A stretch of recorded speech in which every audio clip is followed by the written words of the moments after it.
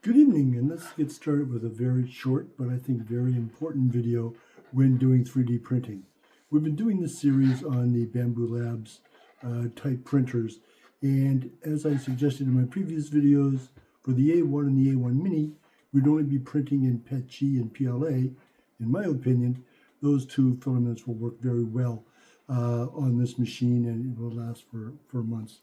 However, there is something you need to know about these two filaments.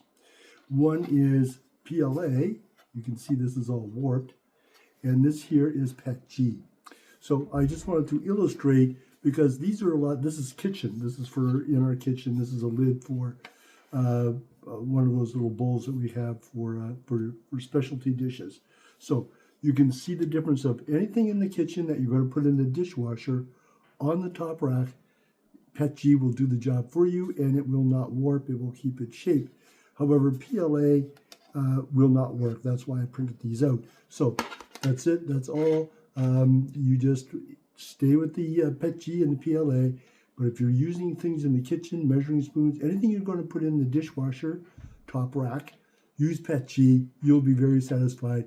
Your products aren't going to look crazy like this, but they'll look nice and even.